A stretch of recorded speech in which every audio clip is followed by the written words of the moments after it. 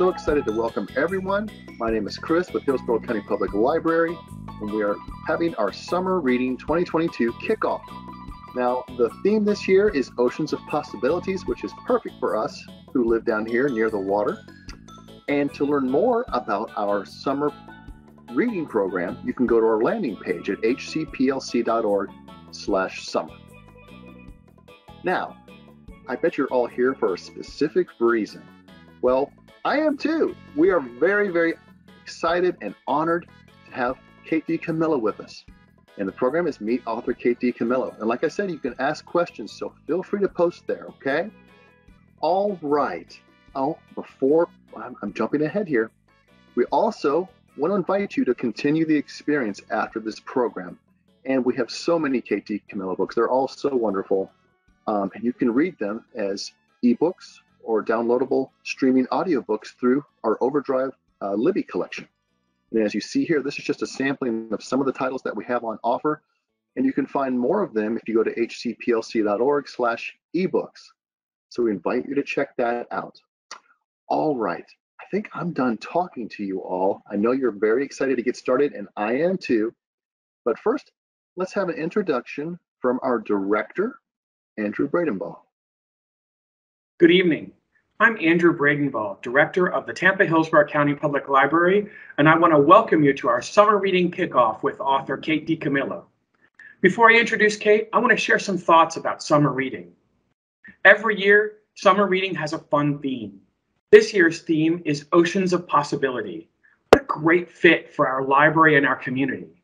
We live right next to Tampa Bay and the Gulf of Mexico, so this should be so familiar to everyone in Hillsborough County. Our popular beaches and intercoastal waterways provide places to gather and connect and break from our daily routines to find inspiration and explore possibilities. Similarly, summer reading is also about connecting with others and exploring possibilities. This summer is going to be no exception. Over the next 2 months, we're going to have some amazing virtual and in-person programs. These all-ages programs will be both educational and fun. We truly hope that you're going to join in. Public libraries are the focal point of the community, where everyone is welcome to pursue learning and personal enrichment. Reading and literacy are our top priorities. Whether it's developing literacy skills for young readers, providing book-rich environments for teens and adults, or offering fantastic summer reading challenges, we're committed to providing a diverse and robust collection of both books and ebooks. For summer 2022, we've invited 3 incredible authors to join us. You'll meet the first in just a moment. After this evening session, we're going to invite you to register for our next 2 author visits at hcplc.org/summer. And now for our special guest this evening. A native of Florida, Kate DiCamillo writes books for school-age children. She is a beloved storyteller, a 2-time Newberry Medal winner, and has published 25 novels. Many of her books have made the New York Times bestseller list, and several have been adapted into motion pictures. Wow, if you've ever read any of her books, you know how well-deserved that recognition is. In Kate's books, readers meet resilient characters and explore themes of love, loss, acceptance, and friendship. Kate's work underscores the importance of believing in yourself and finding out what's possible. Her books continue to inspire young readers and have become timeless classics. And so now, without further ado, I'm honored and grateful to introduce our special guest tonight, author Kate DiCamillo. Hi, everyone. All right. It's good to join y'all there in Florida. I'm in Minneapolis right now. And what I love about doing events like this is getting to talk with you and answer questions. But I do have a speech, and it's a short speech, so don't worry. So I'll do that, and then I'll ask Chris to come back on with me and help me answer some of your questions, and we can just talk about books and reading and summer reading and writing and anything at all that y'all want to talk about. So I'm just very, very glad to be here with you virtually this evening. So here's the speech. I grew up in Florida, in a small town 30 miles west of Orlando called Claremont. Maybe some of y'all know where Claremont is. We moved to Claremont from Philadelphia in 1969 when I was 5 years old. Florida in those pre-Disney World days was populated by several strange and wonderful amusement parks. There was Weeki Wachee, where you could witness live mermaids performing a choreographed and sequined underwater spectacle. There was Gatorland, which you entered in a Jonah and the belly of the whale-ish kind of way by walking through this gigantic toothy jaw of an alligator. There was Six Gun Territory, a theme park devoted to the Wild West, where every day at noon there was a showdown between the good guys and the bad guys on a dusty main street. And Weeki Wachee and Gatorland and Six Gun Territory took up permanent residence in my young brain. I loved them. They provided dazzle and drama and danger. It was Silver Springs, however, which made the largest impact on me. Silver Springs had no mermaids with sequin tails, no gigantic alligator jaws outfitted with large cement teeth, no showdowns at high noon. What Silver Springs had was monkeys swinging through the treetops, and also Silver Springs had glass-bottom boats. I loved the monkeys, of course, but what I could never quite get over was the mystery and magic of the glass-bottom boats. I found it endlessly fascinating to look down at my feet and view a whole world that would normally have been hidden to me. On glass-bottom boats, you could see secrets. You were privy to a whole world hiding below the surface, brightly colored fish, slow-moving turtles, and massive and otherworldly underwater plants. The glass-bottom boat rides at Silver Springs went a long way toward convincing me that there's another world hidden inside of this world, if you only have a way to see, a vehicle for looking. Once, when I was 8 years old, I was at Silver Springs with my aunt and my mother and my brother. We were sitting in a glass-bottom boat stuffed full of people, and I was staring down at my feet when a gigantic silver fish went flashing by. I don't know what kind of fish he was. I only know that he was huge and magical looking. The woman who was sitting next to me, a total and complete stranger, grabbed hold of my arm. "My goodness," she said. "Did you see that fish? My goodness, who could imagine?" I looked up from my feet and stared at the woman's face. It was open, delighted. There was some kind of face powder clinging to her cheeks. She had on a rain bonnet, even though the sun was shining. You have to understand, I was the shyest child in the world.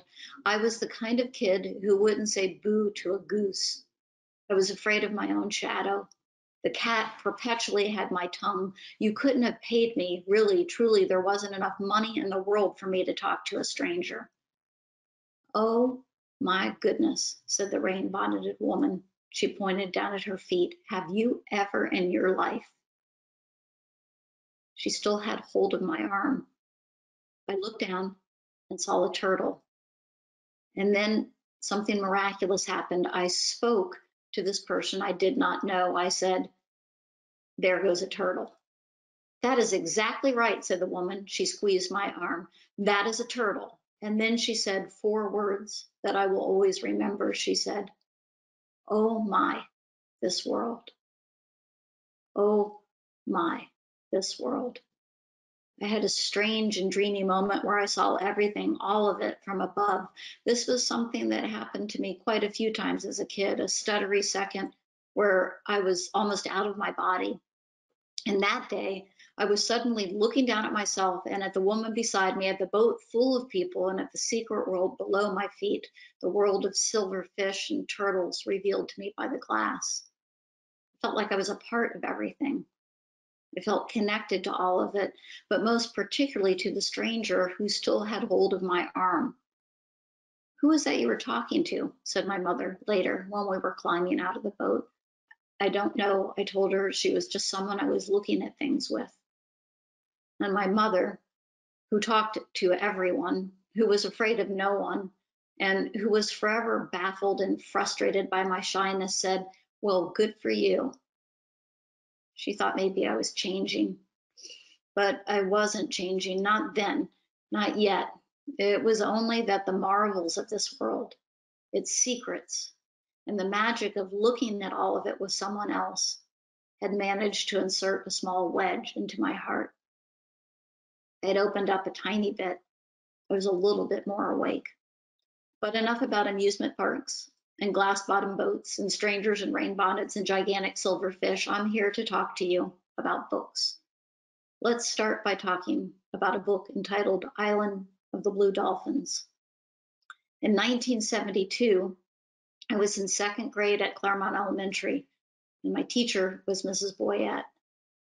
Mrs. Boyette wore cat-eye glasses with glinting rhinestones. She was old and a little bit short-tempered. She had been teaching for a very long time. I loved Mrs. Boyette with the whole of myself. I loved her because every day after lunch, Mrs. Boyette read aloud to us. And out of all the books that she read to us in the course of that year, the one I remember most vividly is Island of the Blue Dolphins by Scott Odell. I loved the story, but the reason I remember the book so clearly is because of Tony Finchel. Tony Finchel sat in the desk across from mine. Tony Finchel liked to trip me. I've changed Tony Finchel's name to protect the real Tony Finchel. He tripped me a lot. He purposely stuck his foot out into the aisle and then laughed and pointed at me when I stumbled. Why this upset me so much, I can't say. Why I didn't ask him to stop, or why I didn't trip him or tell on him to Mrs. Boyette, I don't know. I can only say that in addition to being a preternaturally shy child, I was a preternaturally terrified child. I was afraid of just about everything and everyone. To me, Tony Finchel was not a second grade boy. He was a 6-foot-tall monster with claws and sharp teeth. One time, with no advance warning, Tony leaned across the aisle and pinched me. Most of the time, however, he confined his malicious actions to tripping. So anyway, Mrs. Boyette was reading aloud from Island of the Blue Dolphins, and mostly I was lost in the story and the strange wonders it held. To be left alone on an island, to be entirely by yourself and somehow survive. I hadn't known such a thing was possible. Much like the glass-bottom boat, the book had the feeling of a world hidden inside of the world I already knew. I was captivated, enthralled. But still, while I was a dreamy, story-oriented kid, I was also very much a terrified pragmatist. And the whole time Mrs. Boyette was reading, I was keeping an eye on Tony Finchel. There's a point in Island of the Blue Dolphins when the main character, a girl named Karana, tames a wild dog. This, to me, was the most thrilling thing imaginable. And I was literally on the edge of my seat as Mrs. Boyette read aloud to us. I was leaning forward, listening. And when I looked over at Tony Finchel, I saw that he was leaning forward too. His mouth was open. His eyes were lit up. I felt a small jolt go through me, a lightning bolt of recognition. Good grief. Tony Finchel was like me. He was on the edge of his seat too. He was enthralled too. He wasn't a monster. He was a kid. He was a kid who liked to hear a story. Just as I had floated above the glass-bottom boat that time, I floated for a second above the classroom at Claremont Elementary. I saw everything from above the wood floors, Mrs. Boyette's glittering cat-eye glasses, the book in her hands. I saw myself leaning forward. I saw Tony leaning forward too. And then Tony turned and looked at me. He saw me seeing him. And he smiled at me. And I smiled back. Oh my, this world. Mrs. Boyette kept reading. She turned one page and then another page. The clock on the wall ticked steadily. The wood floors sighed and creaked. Life went on. But again, something miraculous had happened. I had seen Tony Finchel, and he had seen me. Did Tony trip me again after this moment? Well, yes, he did. Was I still afraid of him? I was. But the thing was, I had seen him, and I couldn't go back to unseeing him. He wasn't a monster to me anymore. He was a boy, and I was connected to him in a different, better way. This happened because of a story. This happened because of a story read out loud, a story read together. So what I want to say to you today is this. Stories are glass-bottom boat rides. We sit together and look together at this world and at the worlds hidden inside of this world, and looking together, listening together helps us to connect. We're able to see each other. We open up. We change. I never really know what I'm doing when I tell a story. I write, as a writing teacher once said to me, behind my own back. And so it's taken me a long time to realize that I'm working toward the same moment in every story I tell. And that moment is this one. Everyone together, everyone connected. Reading stories brings me into that place of connection.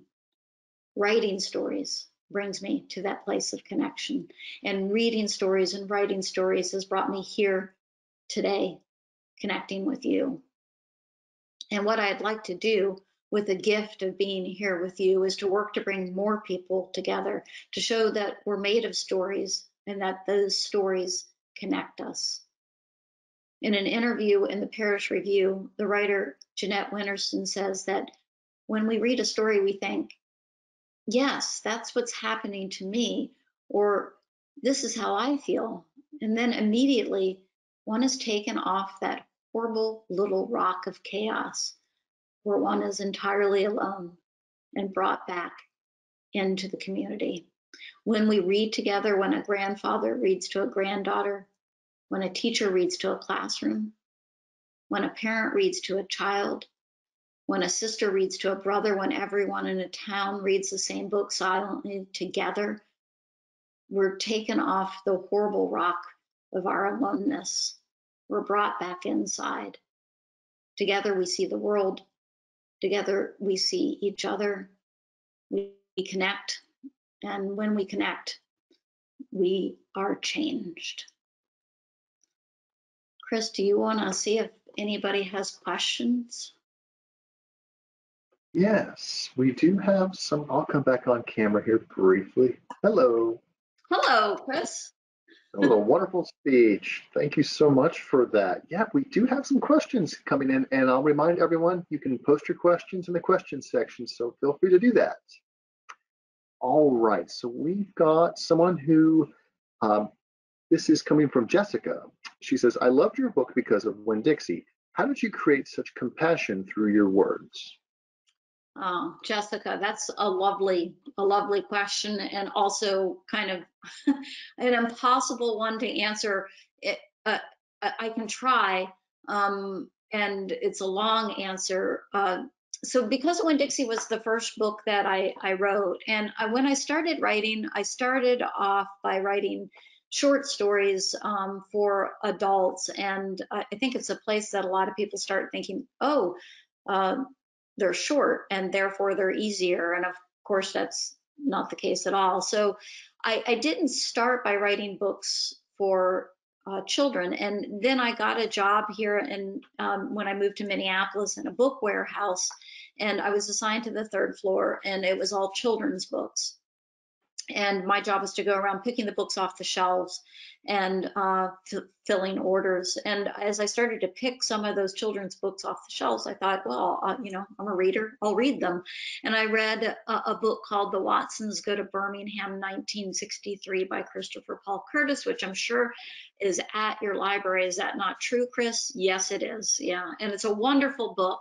And I was so moved by it because it was so funny, so warm, and it talked about something so huge in such a compassionate way that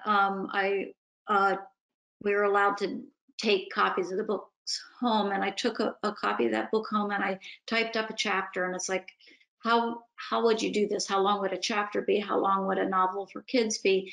And pretty soon after that, I started to write Because of Winn-Dixie.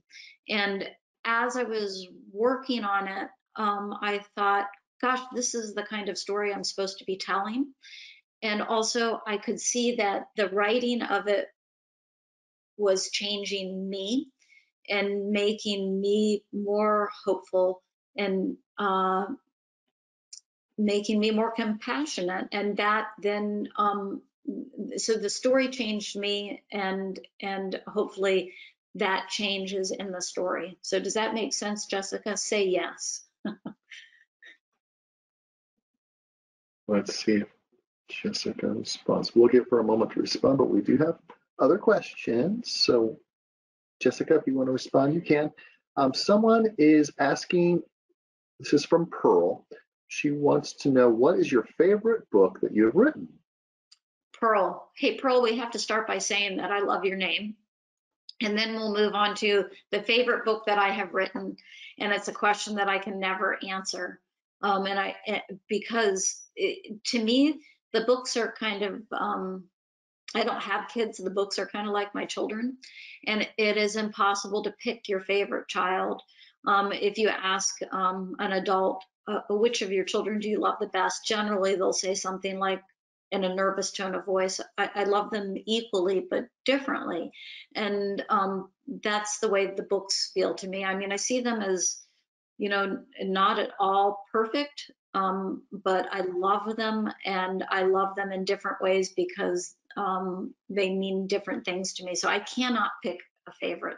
And if you absolutely insisted on a favorite, I would say, you know, everything changed for me because when Winn-Dixie was published, and everything that's happened to me as a writer has happened because of Winn-Dixie. So that book was kind of like this golden doorway that I walked through into getting to tell stories for a living. So. All right.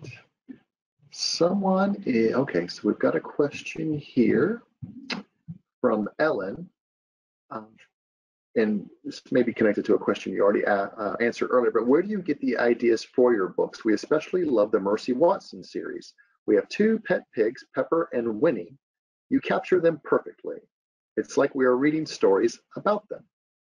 Pepper and Winnie? Really? Yes. Oh, can't wait. Is that person, so Pepper and Winnie, what kind of pigs are they? Are they typing? I can't. I don't, maybe I can see that on my computer. It's okay, you don't have to answer, but I'll answer the question while Pepper and Winnie's people tell me what kind of pigs they are.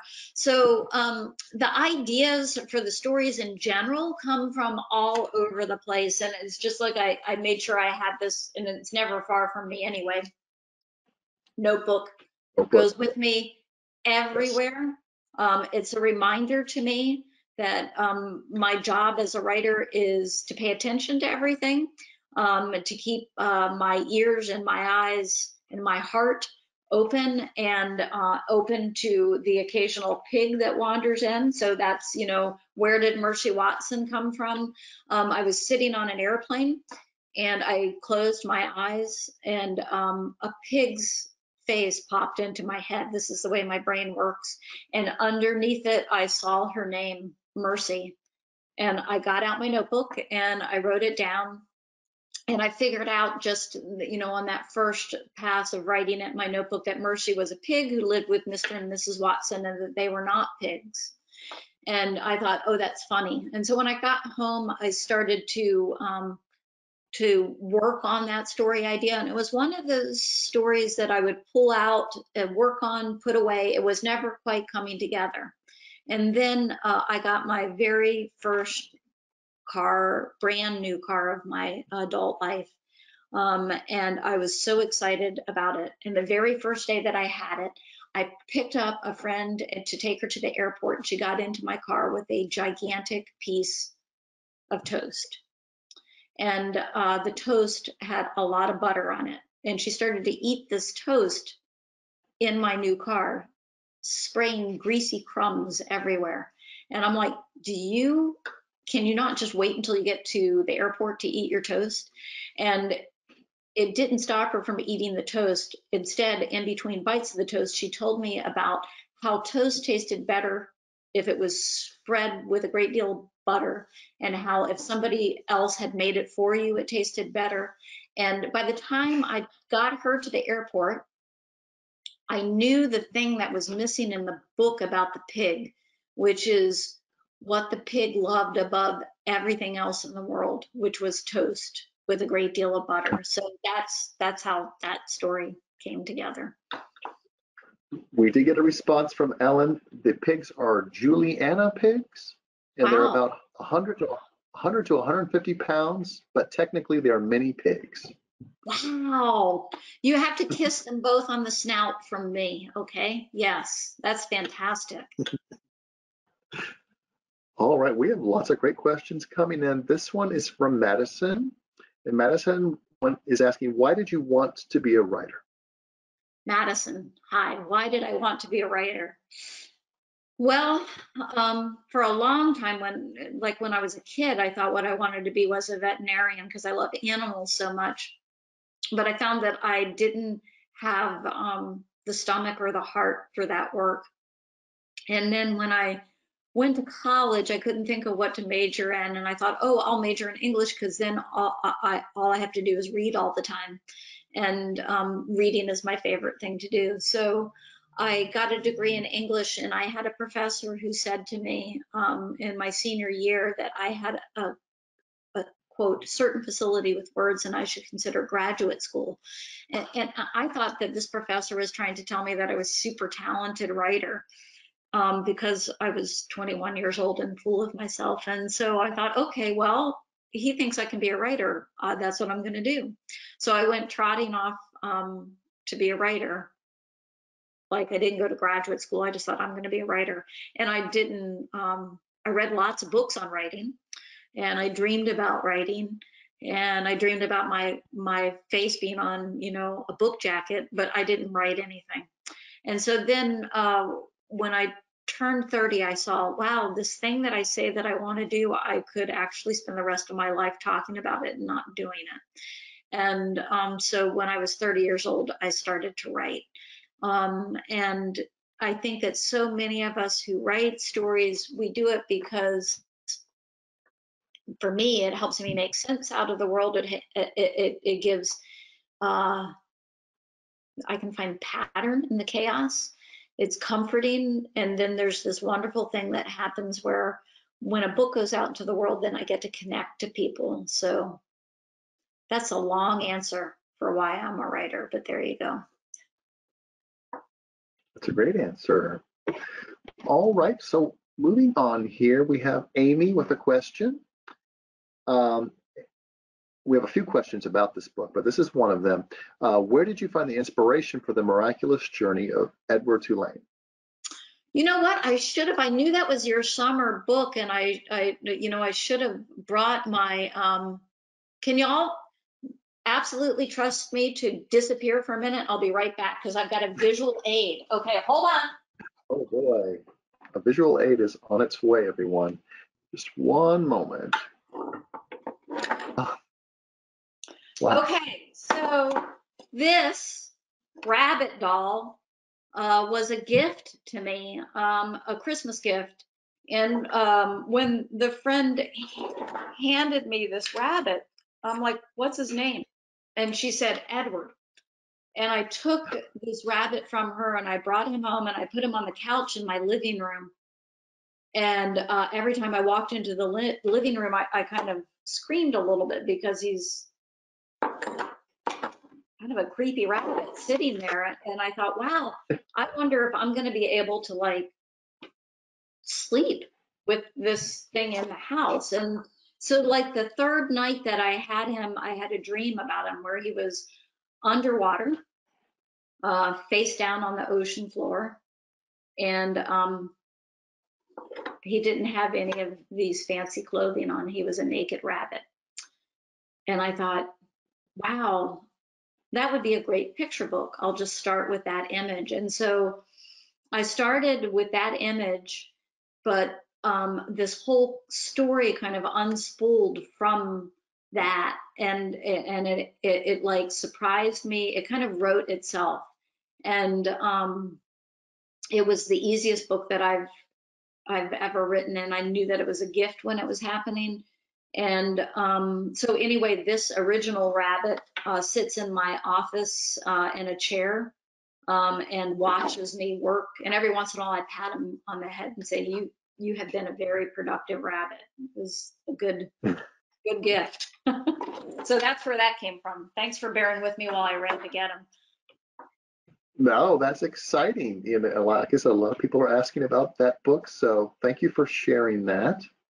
All right, let's see. We've got a question from, looks like, oh wait, we've already answered that one. I'm sorry. Okay, we've got one from Bailey, who lives in Minnesota as well, and has your book. Oh, she wants to thank you. I'm sorry. She wants to thank you for writing Mercy Watson to the Rescue. It is her favorite book. So Bailey says thank you. Bailey, you're here in Minnesota too, huh? Yeah, that's great. That's great. Yes, Yeah. you know, you don't have to thank me for Mercy Watson, because Mercy Watson makes me so happy, because those books are so much fun to write, and they're just kind of a joy. So yeah, I thank you back for liking it. Diana is asking, how old were you when you published your first book, and then when you published the book that propelled you into life after Winn-Dixie? Huh, that's interesting. So how old was I when Dixie was published? I was 36 years old when it came out. And it's funny because at the time I thought of myself as a late bloomer, and now I realize that 36 is actually pretty young.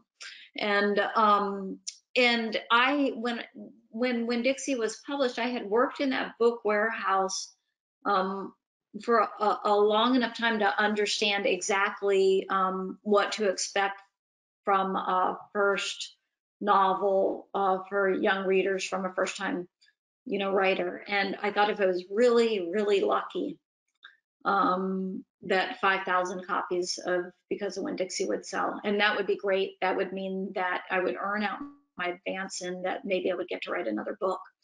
So when you talk about what propelled me, Winn-Dixie propelled me. I don't know what the numbers are now. A couple of years ago, I heard my publisher said that it was 11 million copies of Winn-Dixie that had sold. So that Winn-Dixie was a big propeller. But also and then came Tale of Despereaux, which that was, so Because of Winn-Dixie was a Newberry honor, and then Tale of Despereaux was a Newberry medal. So yeah, it's just been an unbelievable journey. For sure. All right, we have Libby with a question. In A Tiger Rising, who inspired you to create the character Sistine? Is she based off a real person? How did you make her seem so realistic and lifelike? She is my favorite book character of all time. Wow, tell me your name again. Libby. Libby, that's so interesting, because it used to. So I've written a book called Rainy Nightingale, and the main character in there, Rainy Clark, is as close as I have ever come to putting my kid self in a book. But before that, I saw so much of myself in Sistine. And so it's really interesting to me that she's your favorite character. And so I don't know exactly where she came from, because when I was writing the book, what I started with was the tiger and Rob, and Sistine was nowhere on the horizon. And I write without an outline. I don't know what's going to happen in a book. And so I was writing, I was like maybe the third or fourth morning, and then all of a sudden the bus stops, and a kid gets on, and I'm like, who's this? And it was Sistine. And from that moment on, to tell that story was a balancing act, because she was such a strong character that she wanted to take over the whole novel. And it was kind of like lightning stepped onto the bus. So but I don't know where she came from. But there is a lot of me in her, I think. So that's a great question. Thank you. Okay, so we have a question from Nicole. I know you mentioned that you don't work with an outline, so they're asking, do you think of the character and then the plot at times, or is it the plot before the characters? Oh, it's a great question to ask, and it's always character first. So, and it's not, I have a lot of friends that write. Everybody does it differently. What works for me is when I have, sometimes I'll have not a character, but an image or a word that I can start with, and it seems loaded to me, and I'll start there. But as I'm writing, like that moment when like Sistine showed up, that's what I'm always kind of waiting for. And then my job is to get out of my own way and follow the characters through the story. And so that's always, it's never, I don't think I'm capable of coming up with a plot. And by the same token, a lot of times when I'm doing something like with adults, and they'll say, okay, now speak to us about how to develop characters. And I'm always at a loss, because I don't know how to develop a character. I only kind of know how to find a character and follow them, Right. All right. So you mentioned that you lived in Florida when you were younger, and someone's saying hello from the Tampa Bay area. And they're asking, it's this Colin asking this question. I'm sorry, I didn't mention the name. Colin is asking, what do you miss most about Florida? Colin, hello. It's funny, because when I do that speech and I go through those amusement parks, and I think that Weeki Wachee is still in business, and Silver Spring still is, and so is Gatorland, for that matter. Six Gun Territory is done. Every time I do that speech, I think about how those places impacted my imagination, and I think about that Florida that I grew up in, and how. So what I miss is I can like close my eyes and see those places, but also close my eyes and see the dead end street that I grew up on in Claremont, and what it was like to run across the street in bare feet. I don't know how I did this. They must have been so calloused. And across Sandspurs, I could walk across Sandspurs and talk to Mrs. Lucas or Mrs. Lindeman or Mrs. Broadfield, all the widow ladies that left on the opposite side of the street. And so that's what I miss, is that kind of like that, living outside and connected in community. So. Right. Thank you. We have lots of wonderful questions still coming in. Mary wants to know, when did you know or feel like you were a writer? It happens every morning. I have to I get up. The way I write is I work very slowly, and I'm kind of what my friends would call rigid, and I would call disciplined. And I just do it a little bit every day, and I do it when I get up first thing in the morning.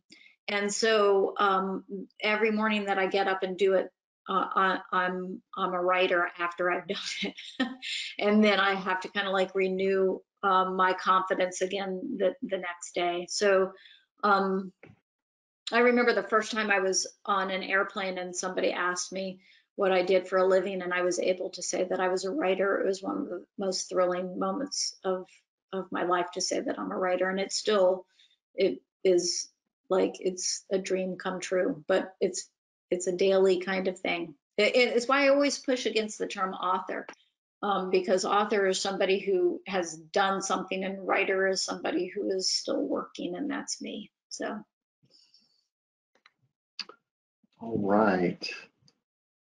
Lisa would like to know how long it took you to write Winn-Dixie. Did it come easier or was it harder than the others? Winn-Dixie took me a really short amount of time.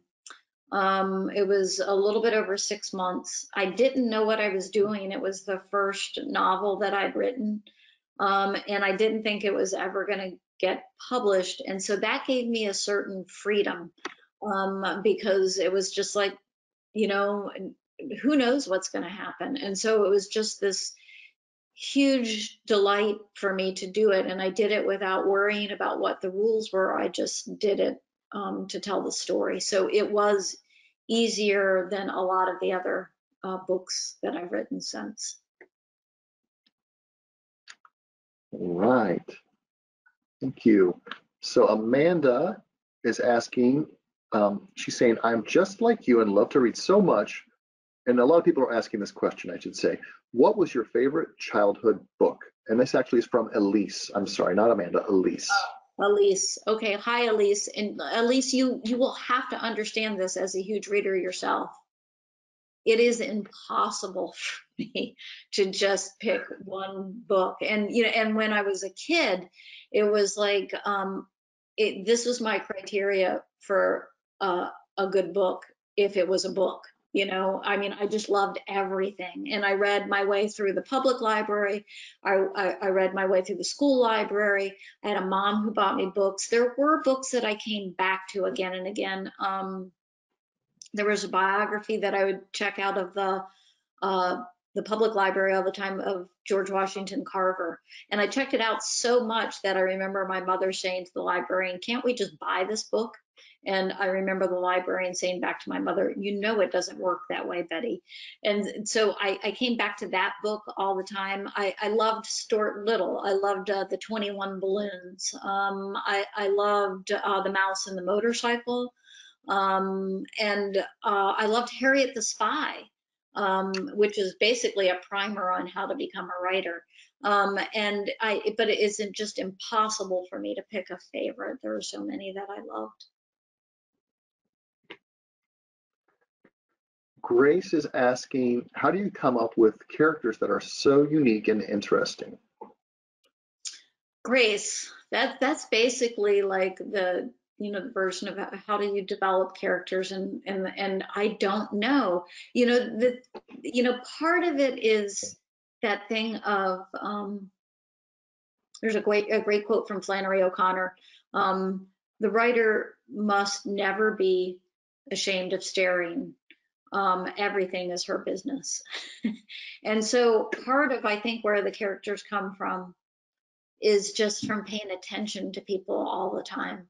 And I've learned to listen and eavesdrop without my mouth hanging open, but I still do it. And just being curious about everybody. And I think that is so much a part of character development is paying attention to people. All right, well, we still have time for some questions. Oh, good. And we have a bunch coming in here. So Pamela would like to know, you said you were very shy. I've only read Winn-Dixie and Despereaux. Do many of your characters in your other books deal with overcoming fear or obstacles? Is this kind of a theme for you? It is kind of a theme for me, for sure it is. And what popped into my head when you said that, because like when I give that speech on a stage, everybody would say to me afterwards, but you're not shy now. And it's like, no, but during college, after college, and some before college, I worked at Disney World. And that's where I learned to be to pretend like an extrovert, because it's such a public facing job that Disney taught me how to pretend to be an extrovert. And but that shy person that I am shows up in that shy and fearful person that I am shows up again and again in the stories that I tell, particularly in Rainy Nightingale, because that kid there, Rainy Clark, is so much like the kid that I was: terrified, shy, and then admiring of like, there's a friend in there named Beverly Topensky, who is exactly the kind of kid that I thought, wow, when I was a kid, how do you get away with that? Because, you know, she was afraid of nothing. And so yes, that is a theme that runs through all of the books. It does, yeah. Interesting. All right, we have a question from Amelia. I am a young writer. I'm 9 years old, and sometimes I have trouble finding inspiration. What advice would you give a young writer who is trying to start out? Amelia, it is the first thing I want to say about writing is this is one of the great things about it. It doesn't have an age requirement. So a 9-year-old can learn just as well as a 69-year-old can. And so the advice that I give is the same for adults and kids. And I bet you're already doing the first thing that I would say to do, which is to read as much as you can. Because what happens when you read and read and read and read is, without even knowing it, you absorb a kind of narrative arcs. You get, it becomes a part of, like, I feel like almost like your synapses like must put it together somehow, so it becomes a part of you. So reading is like your number one job, and then your number two job is paying attention to everything, which I've said a couple times, but it's so true. Like, be curious about everything, be open about everything. And then you're going to have to find a way to sit down and do the work. And what I found as far as inspiration goes is sometimes the days when I think this is never going to work, there's no point in me going in there and doing this, those are the days when something will open up. So if you can find a way to stick to a schedule, that helps, I think, or at least it helps me. Where you just sit down and you write a little bit each day and see if the story will find itself. That's my advice. That's great advice. Read, read, read, that's for sure. All right. This question is coming from Zoe. She's asking a question. If you have ever had an interaction or tried to talk to a squirrel. You know what? Zoe, if you were following me around on a walk, you know, it depends on if I have the dog with me or not, because then squirrels become a different kind of thing. But I have talked to squirrels. I'm like, be careful. And then like, oh, I see you up there. And also I talk to crows. I talk to everything. Yeah, I'll even talk to cats. You know, so it's just like, yes, and it's always amazing to me to think, you know, and this is the thing about squirrels and Flora and Ulysses is so much that thing of who knows what's going on in the mind of a squirrel. You don't know. I mean, there could be a poet hiding inside there. So yes, I talk to squirrels because who knows, they might have a story to tell me.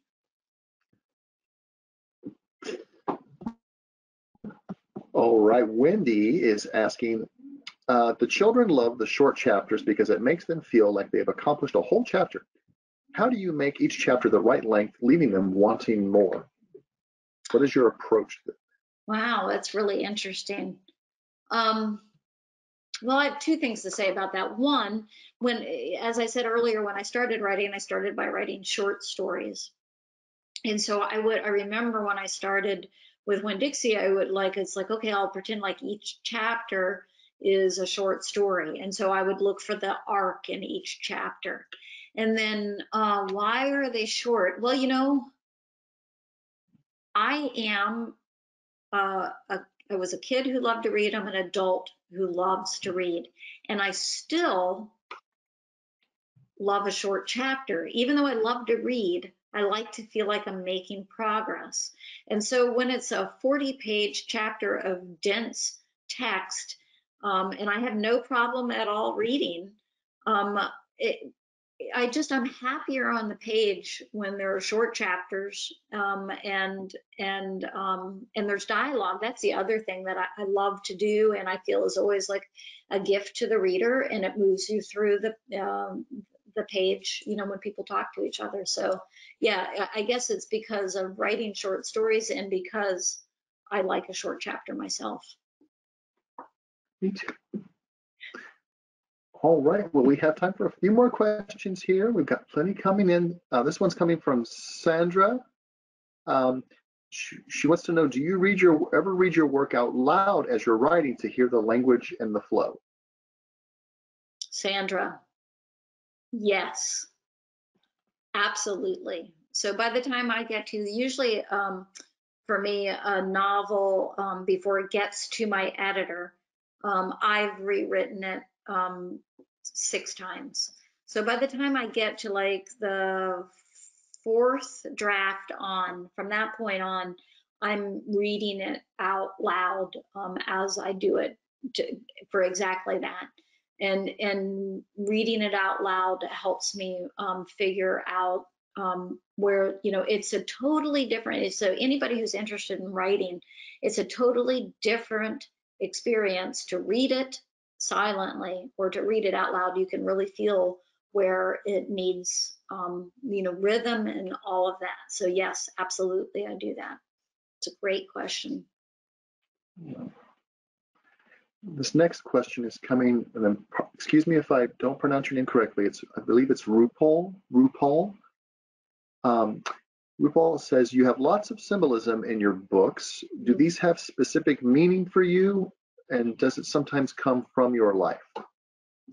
Yeah, symbolism is one of those things that a lot of times I'm not even aware of what I'm doing. And it's not until after the book is published and I start to talk to, when I'm doing the first round of interviews and I'm talking to the first people who have read it, do I start to see that, oh yeah, that could be it, but I don't, it's kind of like a plot. If I sat down and thought, okay, I have to come up with a plot, I wouldn't be able to do it. And it's the same with symbolism. If I thought, okay, now I'm going to make this tiger stand for this thing, or this red thread mean this, then I would fail. And so it's kind of like, it's that thing where I'm writing behind my own back. It's like my subconscious is working on those things without me even really being aware of it. It's amazing. All right, well, let's see. Alex is asking, Alex says, I'm writing multiple books currently and take a lot of inspiration from your novels. I often wonder how long it takes you to write a book, and do you ever take a break from writing a book and come back to it later? Yeah, Alex, good luck on all of your books. Do I ever take a break from a particular book and come back to it later? Yeah, the way I work and the happiest way I work is to like I'll do, say I'm working on a novel, I'll do the first draft of the first part of it and I'll put it aside and I'll let it sit for like, I don't know, at least 2 weeks. Longer is even better. And then I'll come back and I'll do a second draft. And in that time, when in between, then I'm happy if I'm working on something shorter, like a Mercy Watson. And so when I come back to the draft, I can see things in it that, okay, this will work, that will work, this won't work. There are times, sometimes when I'll get a novel up to like the 3rd draft or even the 4th draft and think it's not working. And then I'll put it aside. The most recent novel that was published, The Beatrice Prophecy, was one of those that I put aside. And I literally forgot about it. And I found it like 8 years after the fact when I was cleaning out one of my closets. So what I want to say to you is, yes, sure, put it aside. Don't get rid of it entirely, because you don't know when you'll be able to like figure it out and come back to it and make it into a complete novel. So. All right. Our next question is from Amy. Since you write first thing in the morning, is this because you find you are more creative when you wake up? Do you have dreams that assist you with your writing? It's one of the reasons that I write first thing in the morning, is because I feel like I've got a foot in each world, right? You know, that's still kind of in the dream world. The other reason is that nobody else is up yet. So nobody's asking anything of me. And the other, well, there are lots of reasons actually. I'm a morning person. I'm at my best in the morning. And then the other thing is that I have found that, like, I think all of us have that critic in us, the person who says, you can't do this, you don't know what you're doing, this will never work. I have found that that critical voice, which is very helpful, I need it when I'm editing, I don't need it when I'm writing, that voice sleeps in for me. So if I get up and I do the writing, and I get it done before that critical voice wakes up, that's great. So. Okay, looks like we have time for about one more question, and this is a two-part question. You just mentioned editing your books. They were wondering, do you edit your own books, and on average, how much time does it take you to write one of your books? To write a novel, I'll take the easiest part first. It takes me about, these days, about a year and a half. And like I said, 6 or 7 drafts before it goes to my editor. And no, I do not edit on my own. And pardon me, I cannot even begin to tell you how lost I would be without my editor, because it's kind of like I'm down in the trenches, and this is somebody who comes flying in over and can look at the whole field and tell me what's going on. So when she sends me her editorial letters, which are usually about 12 pages long, and I spend a day being angry about them, and then I start to take it apart and think, can I do this? Can I do that? I end up doing everything that she's asked because she makes a better novel for me. So. Well, all right, that is all the time we have for questions, and they were all wonderful questions and wonderful answers. Fantastic. Thank you so much. Yeah. Can we say something about you? You did a fantastic job of like, thank you. So I don't, all of us should be great. I'm grateful to Chris, and I bet all of y'all are grateful to Chris too, because that was fantastic. And thank you for doing that. So. Oh, I am more than touched right now. So thank you so much. Oh man, what was I doing again? Oh yeah, I'm having a program. All right, so let's bring up our screen here. And if you'd like to contact the library, you can call the number here on your screen, 813-273-3652, or you can go online at hcplc.org/contact. Also, while you're there on our website, you can submit your library story, and you can also find out about upcoming events on our calendar. And with that, I want to say thank you to you, Kate, and thank you to everyone who joined us tonight. This has been a wonderful, wonderful session, and it just confirms how great reading and writing can be. So thank you so much, everyone. Thank you for having me. Thank you for joining us. Thank you, Chris, for facilitating. Everybody have a good evening. Yes. Bye. You too. We'll see everyone soon. Good night.